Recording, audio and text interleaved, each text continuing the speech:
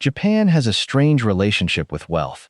It has millions of dollar millionaires, yet much of Japanese financial culture emphasizes restraint, saving, repair, and living below your means rather than displaying wealth. UBS counted more than $3 million millionaires in Japan in its 2025 Global Wealth Report. Meanwhile, in the West, people can earn more, work longer, and still feel permanently behind. Japan hides wealth and builds silently. The West shows consumption and stays stressed. And the surprising part? This isn't luck. It isn't genetics. It's 9 small habits. Subscribe if you want more quiet strategies for building wealth without turning your life into a financial spreadsheet. And comment quiet if you want to start building wealth without looking rich. Because Habit 9 changes the entire way you think about money. Habit 1. Kakebo. See where your money actually goes.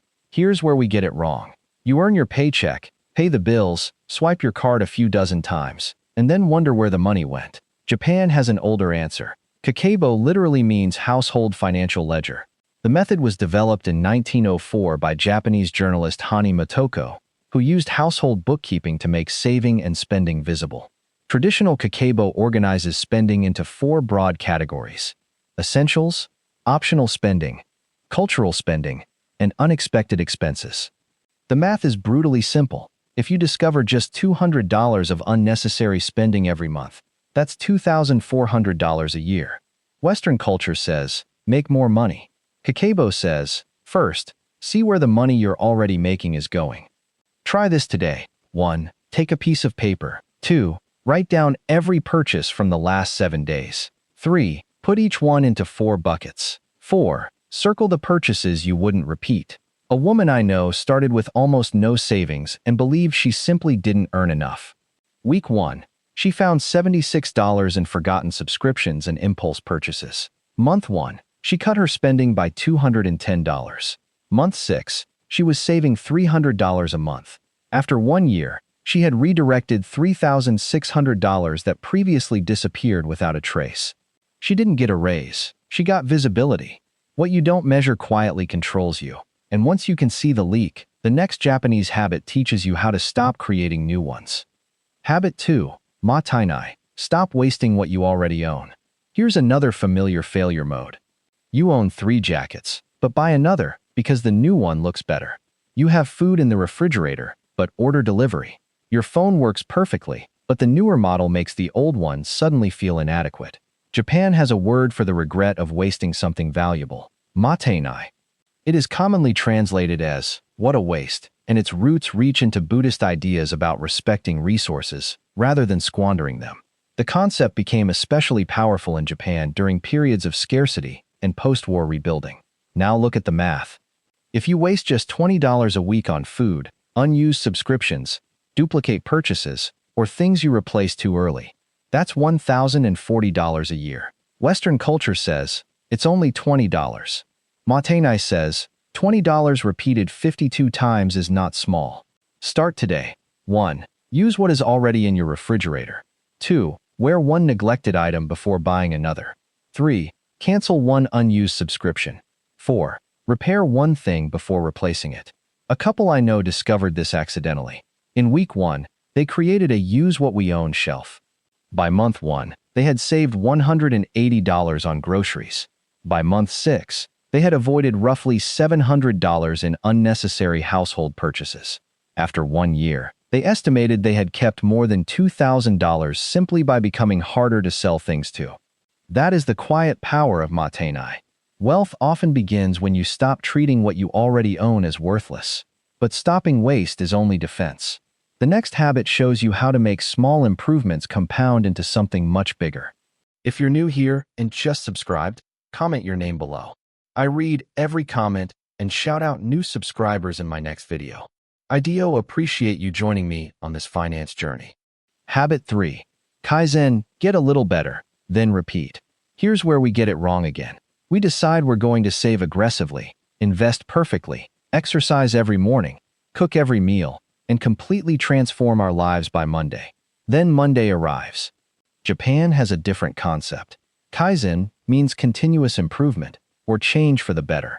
The idea became strongly associated with post-war Japanese industry and Toyota, where incremental improvement became part of the production philosophy.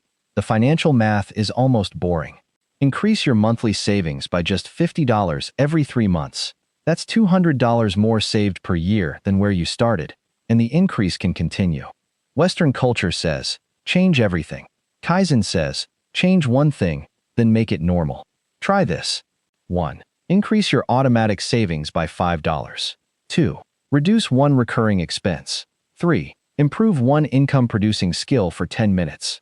4. Repeat next week. A man I know started with only $100 a month going towards savings. Week 1, he automated an extra $5. Month 1, he was saving $115.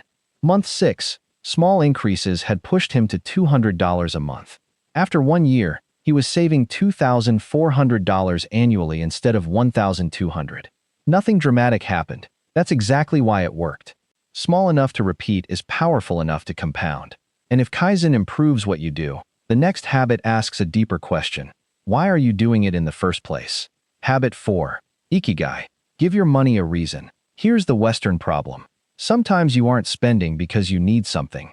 You're spending because you are exhausted. Bad day? Buy something. Boring weekend? Spend money. Hate your job? Upgrade your lifestyle to compensate. Japan has a concept called ikigai, often translated as a reason for being or a reason to get up in the morning. The traditional Japanese idea is broader than the popular four-circle diagram, but it centers on meaningful activities and a sense of value in everyday life. And here's the financial connection. If you spend $150 every month trying to compensate for a life you don't enjoy, that's $1,800 a year. Western culture says, earn more so you can afford more distractions. Ikigai asks, can you build a life that requires fewer distractions? Start small. 1. Write down one activity that gives you energy. 2. Write down one skill people value. 3. Spend 10 minutes improving that skill. 4. Identify one purchase you use mainly to escape your routine. A woman I know was spending about $200 a month on shopping after stressful workdays. Month 1, she tracked the trigger. By month 3, she replaced 2 shopping evenings with a skill she genuinely enjoyed. By month 6, she was spending only $80 on those purchases. After 1 year, she had kept more than $1,400 and developed a skill that eventually earned her an additional $300 a month. That's not just saving money. That's reducing the need to spend money to feel alive. When your life has more meaning, your wallet often needs less entertainment. And once purpose reduces unnecessary spending, the next habit attacks one of the most expensive desires of all, the need for everything around you to look perfect. Habit 5. Wabi-sabi. Stop paying for perfection. Here's where we get it wrong. The sofa is still comfortable, but the color is outdated. The kitchen works, but the cabinets aren't fashionable. The phone works, but the camera isn't the newest. So we upgrade. Japanese aesthetics offer a radically different idea. Wabi-sabi finds value in imperfection, simplicity, aging, and the marks of time. Its roots developed through Japanese aesthetic traditions, influenced by Zen and the tea ceremony, where simplicity and irregularity became part of what was considered beautiful. Now look at the money. A $5,000 renovation repeated every 5 years becomes $10,000 over a decade. Wabi-sabi asks whether the original $5,000 needed to be spent at all. Western culture says, make it look new. Wabi-sabi says, learn to appreciate what still works. Try this. 1. Choose one room you will not upgrade this year. 2. Repair one visible imperfection. 3. Wait 30 days before replacing anything functional. 4. Ask, would I buy this if nobody saw it? A couple I know were preparing to spend $8,000 remodeling a perfectly functional kitchen. Week 1, they repaired 2 cabinet doors for $120. Month 1, they replaced the lighting for $200. Month 6, they had saved more than $7,000. After 1 year, that money had become the beginning of their emergency fund instead. They didn't create a more impressive kitchen. They created more financial breathing room. A wealthy life doesn't need to look newly purchased. And the next habit takes this idea of restraint even further, turning enough into a percentage you can actually live by. Habit 6. Hara Hachibu. Live on 80%. Here's a common financial failure. You earn more, then immediately spend more. Your salary rises by 10%. and somehow your lifestyle rises by 11. So Japanese culture offers an interesting principle from Okinawa. Hara Hachibu, commonly translated as eating until you're about 80% full. The practice is associated with Okinawan traditions of mindful eating and restraint. Now apply the principle to money. If you earn $5,000 a month and spend $4,000, you keep $1,000. That's 20%. Over 1 year, that's $12,000 before any investment growth. Western culture says, spend according to what you earn. Hara Hachibu says, leave room. Try this. 1. Calculate 80% of your take-home income. 2. Make that your lifestyle ceiling. 3. Send the remaining 20% automatically towards savings or investing. 4. Increase the percentage when your income rises. A man I know started earning $4,000 a month. He was spending almost all of it. In month 1, he created a 20% target, $800. By month 6, he had accumulated $4,800. After 1 year, he had saved $9,600 before investment returns. His income hadn't doubled. His appetite for spending simply stopped growing with it. Financial freedom begins when your lifestyle learns the meaning of enough. And that matters because the next habit may be the hardest one of all. Learning to wait when every part of modern consumer culture is telling you to buy now. Habit 7. Gaman, the wealth power of waiting. And this is where the previous habit, Hara Hachibu, becomes even more powerful. Because knowing when enough is one thing. But what happens when you see something you desperately want? That's where many Western consumers get trapped. You see the new phone, the new car, the vacation, the investment opportunity that supposedly cannot wait. And the thought appears almost automatically. Why wait? Japan has a different concept. Gaman means enduring difficulty, discomfort, or inconvenience with patience and self-control. It became especially associated with Japanese resilience during difficult periods, including the hardships surrounding post-war rebuilding. The financial application is straightforward. If you delay a $500 purchase and instead save that money, then repeat that decision 6 times a year, you've kept $3,000. And the real benefit isn't just the money. It's the ability to separate wanting something from needing to have it immediately. Western culture says, if you can afford the payment, buy it. Gaman says, if you can wait, wait. Try this today. 1. Create a 30-day waiting list for non-essential purchases. 2. Write the price beside each item. 3. Don't research upgrades while you're waiting. 4. After 30 days, ask whether you still want it. A man I know discovered how powerful this was after repeatedly making impulse purchases. In week 1, he put a $600 television on his waiting list instead of buying it. By month 1, he realized he barely wanted it. By month 6, he had delayed 4 similar purchases and kept roughly $2,000. After 1 year, those decisions had left him with more than $4,000 that would otherwise have been spent. He didn't become more disciplined overnight. He simply made waiting part of the system. And that's the real power of Gaman. You don't need to stop wanting things. You need to stop obeying every want immediately. Because once you can wait before buying, the next habit asks an even more uncomfortable question. What if the thing you want to replace could simply be repaired? Habit 8. Kintsugi. Repair instead of replace. And once you learn to wait before buying, the next question becomes even more powerful. What if you don't need to buy anything at all? Here's where we get it wrong. A cracked chair becomes a new chair. A scratched table becomes a new table. A slow phone becomes an upgrade. Japan has a philosophy that turns this instinct upside down.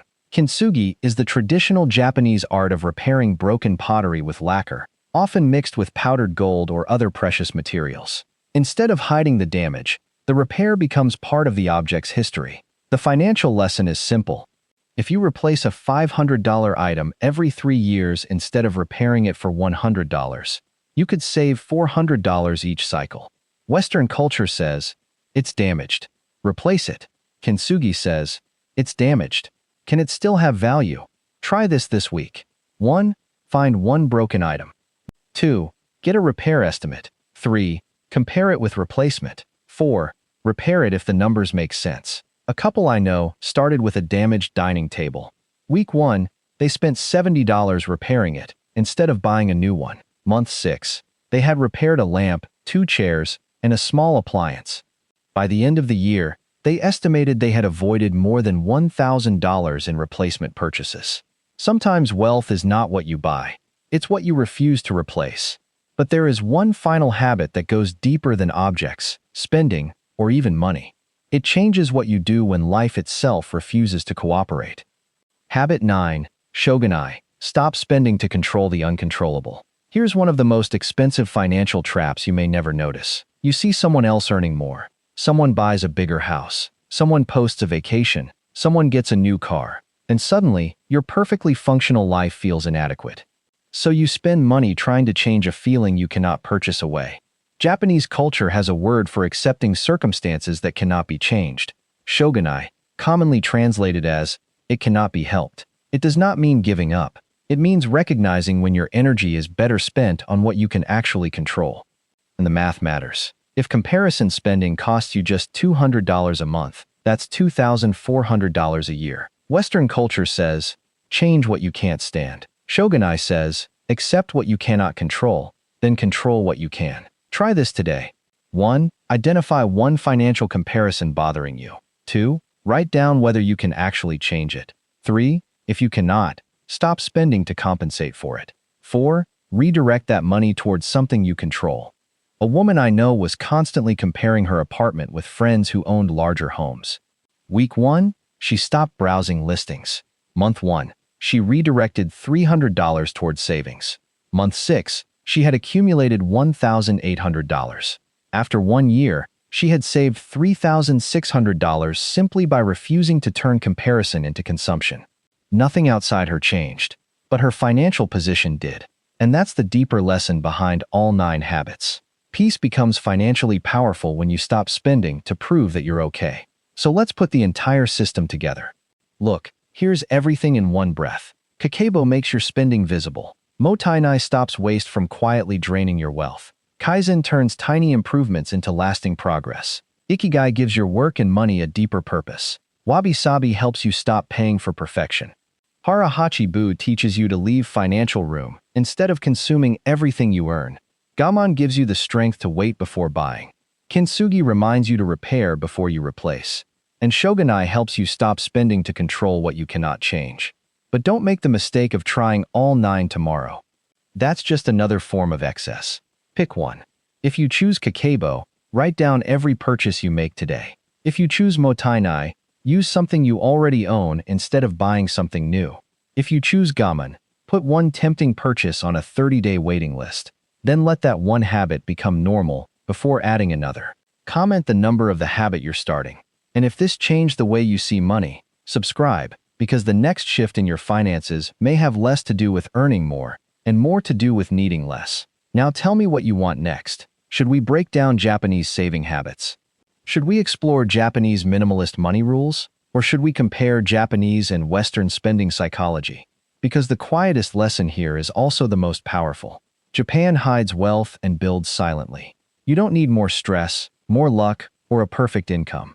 You need habits that make wealth feel ordinary.